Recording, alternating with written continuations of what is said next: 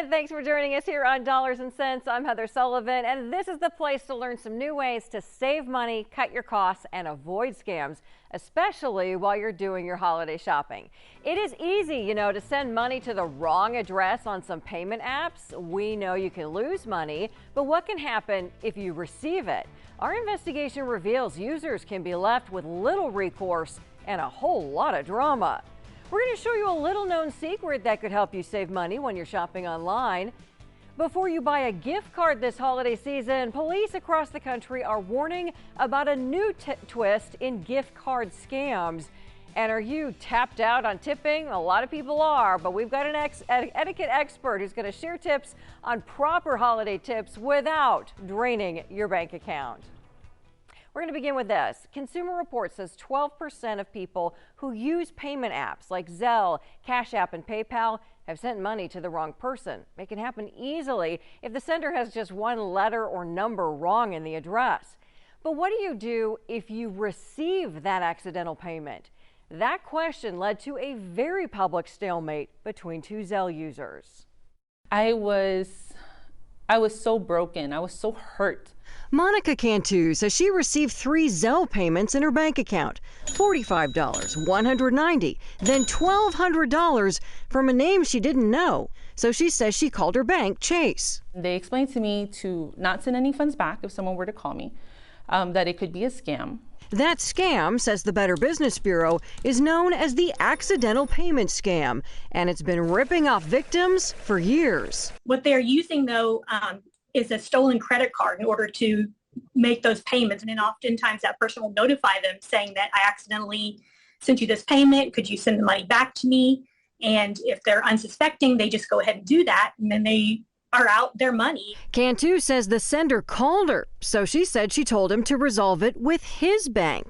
There is no way for me to reject the payment. You're registered with Zelle, automatically that payment is accepted. Fearing a scam, Cantu blocked his phone number. The sender made Facebook posts on several community forums explaining he accidentally paid Cantu, that his bank says it's a civil matter, and he hoped that she would give the money back.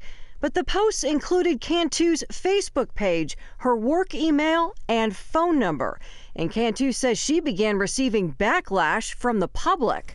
I had someone call my work number and leave a voicemail to say, give him the money back or you're gonna effing get it.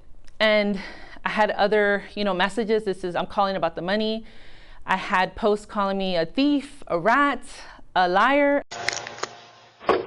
The sender admits that he and 2 other men went to Cantu's home, as her doorbell camera shows, and left his business card. Both Cantu and the sender then filed police reports, but no charges were filed.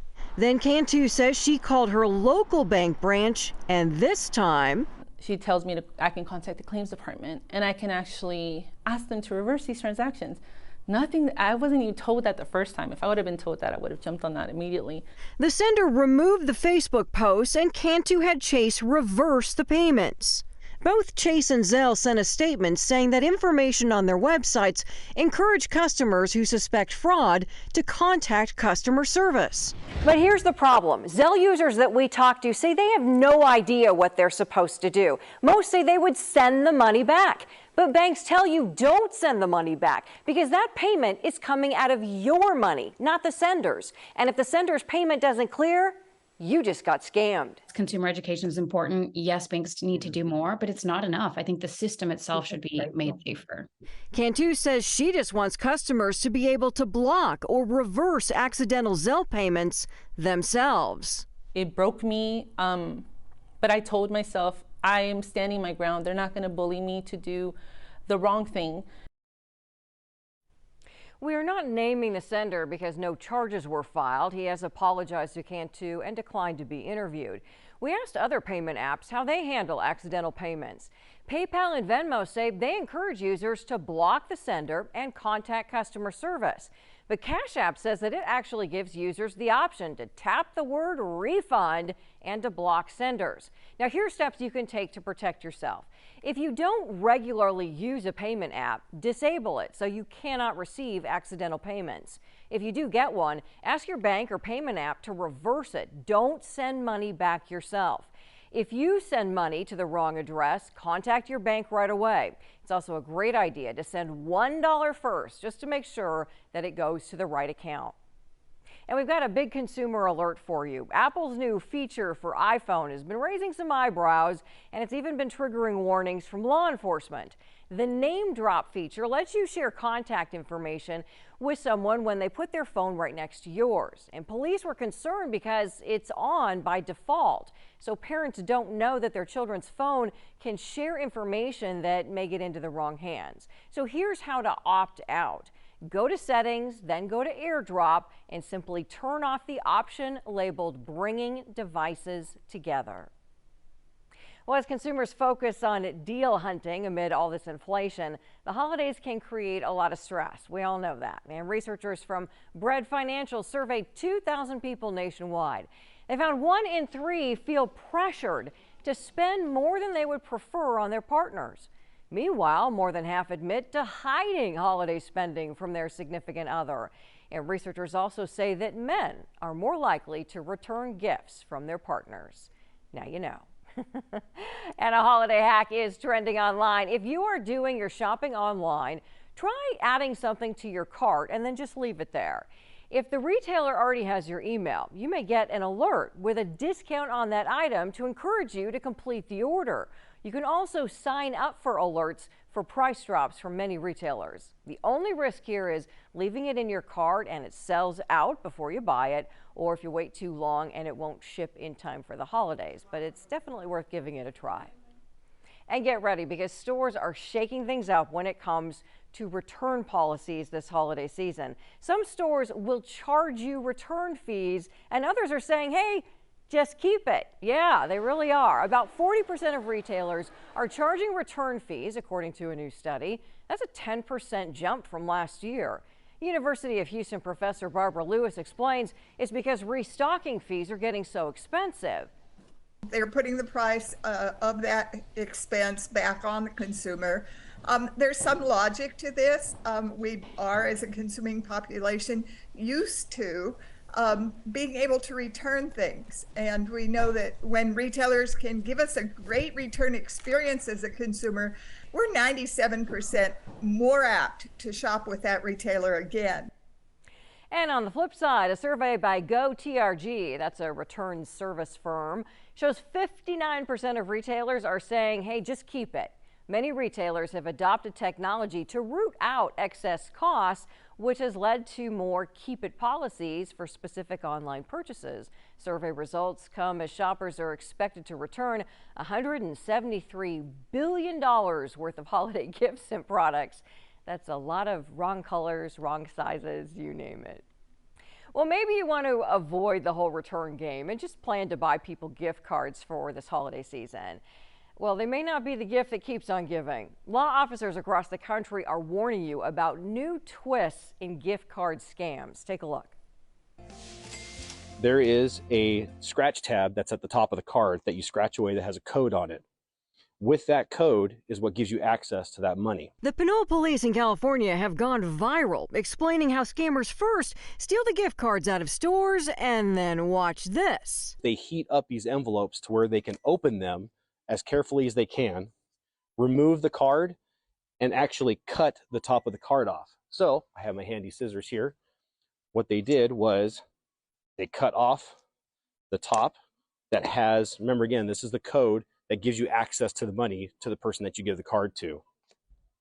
Then they take the bottom half of the card, which really means nothing now, put it back into the envelope, re-glue it shut, and just like that, you have a brand new gift card that you think that you're getting for your person for Christmas. An Arizona retail theft task force seized this mass of gift cards, now worthless, and busted 8 suspects who they say bought guns, TVs, even all this Red Bull that they would turn around and sell to strip clubs. We seized more than 10,000 of these cloned gift cards here in Arizona this week. Obviously, we know that's just the tip of the iceberg. And the FBI explains sometimes after scammers scratch the foil off a card's code, they'll paint it back on. They're empty. They scratch off the foil on it and then write down those numbers and put them in a database. Then they actually are putting foil back on it and going back to the store and putting them back on the shelves. So make sure that foil strip looks like other new cards and do this. Either feel for the entire card, it should be the same size as a credit card, or with the permission of the store, when you go up to purchase these, as you're purchasing them, remove them from these folders and actually take the card and make sure that the whole card is there. Be sure you keep receipts and take a photo of the numbers on the back of the card.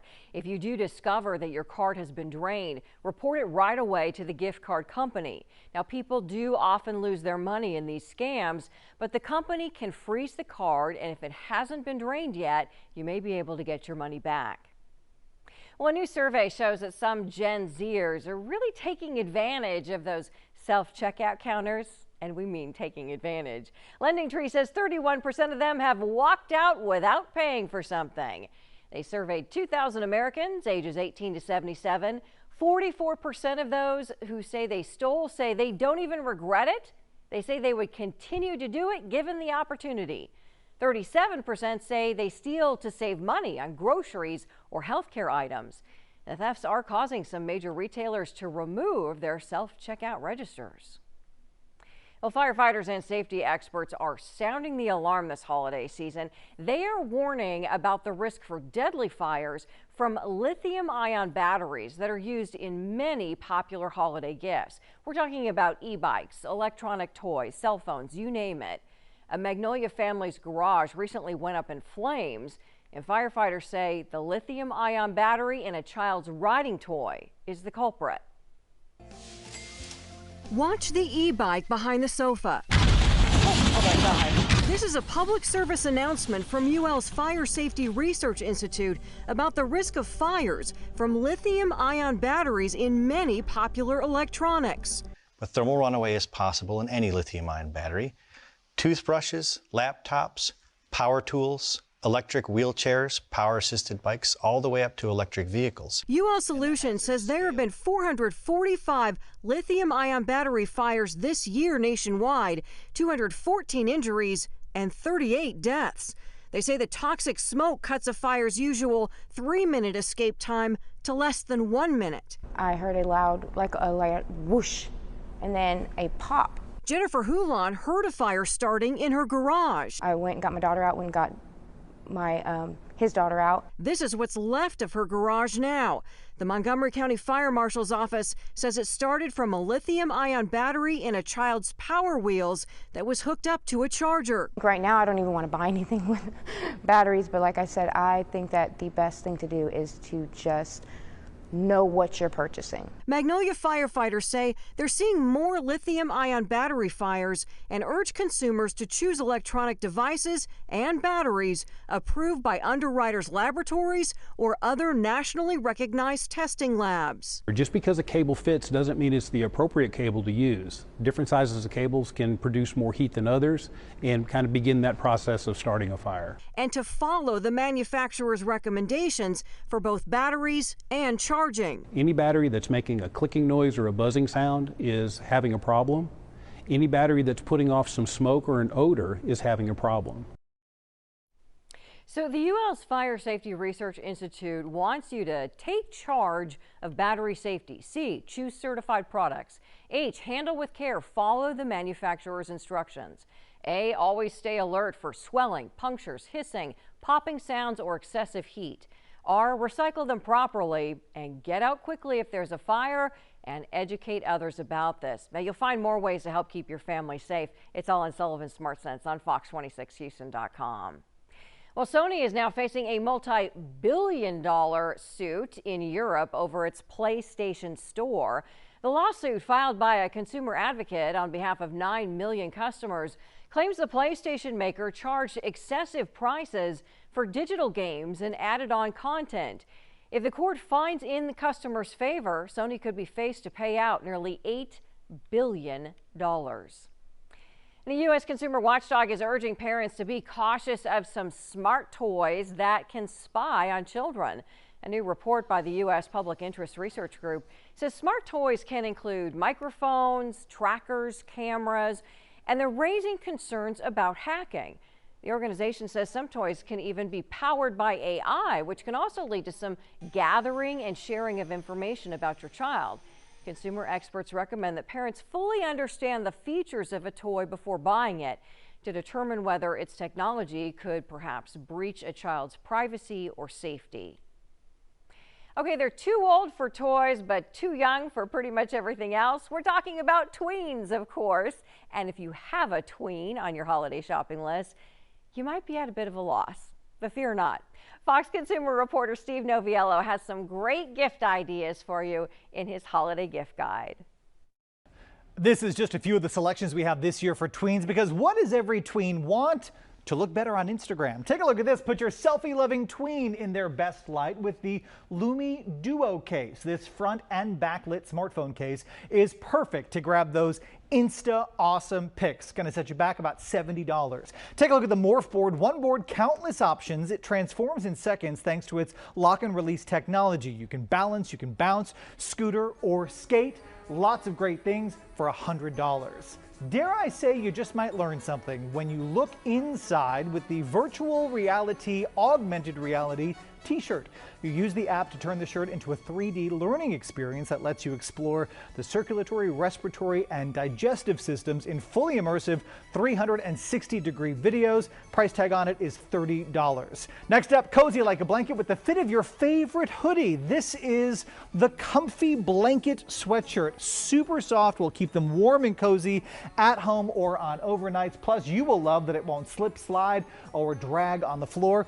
$45 is the price on the day we went shopping. Next up, tweens love DIY. Combine it with unicorns and you got yourself a home run. This unicorn blanket craft kit lets them execute their own hoodie for just $25. And finally, create custom lattes and froth your own foam with the Creative Cafe Barista Bar. It includes a battery-powered heat-free whisk and stencils and sprinkle shakers to create custom latte art. $20 is the price tag. Again, the prices, of course, on the days we went shopping. You can check them out for yourself. Plus, the rest of my 10th anniversary Fox Holiday Gift Guide, 170 items across 15 categories, each with their own unique shopping link. You'll find it right now on our station website. And when you come see me online, facebook.com/SaveMeSteve. And the Houston Police Department wants you to stay safe while you're shopping this holiday season. Our Shelby Rose shares the department's advice on what to look out for. Well, not only do we live in the times of online shopping, but more and more people are starting to use places like Facebook Marketplace to purchase gifts for their loved ones this holiday season. But with that does come some risk. So if you do choose to go that route, HPD suggests that you meet that person in a busy public place like a grocery store or coffee shop. But the preferred meeting place should be outside your local police station. HPD also encourages you to never meet someone at night and don't accept last-minute location changes. Just reschedule if possible. And for an extra layer of protection, it's advised to bring a family member or a friend along with you. But if you can't, just make sure someone knows where you're going. But that's not the only possible theft you need to look out for. Porch pirate season is in full swing. HPD encourages everyone to invest in a doorbell camera like a Ring, but if possible, have your packages delivered to work or a storage locker. You can also require a signature for delivery, but be aware, some shipping services charge extra for that. And finally, get out and meet your neighbors. Nothing deters crime more than an active community looking out for one another. And it was just last night, Precinct 4 Constable Mark Herman posted on Facebook that someone was allegedly robbed at gunpoint on Powerline Pass Drive after he met someone at a gas station to sell a computer. Reporting outside HPD headquarters, Shelby Rose, Fox 26 News. Scary. Well, 'tis the season for tipping, to thank service providers in your life like your hairstylist, babysitter, gardener. But have you reached your tipping point with all these higher suggested tips all year?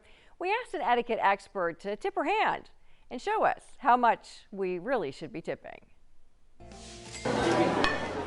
The holidays are a time to say thank you to service providers with a tip. But after high inflation and more tip requests when you check out, you may be feeling tapped. So we asked etiquette expert Diane Gottsman for tips on tipping.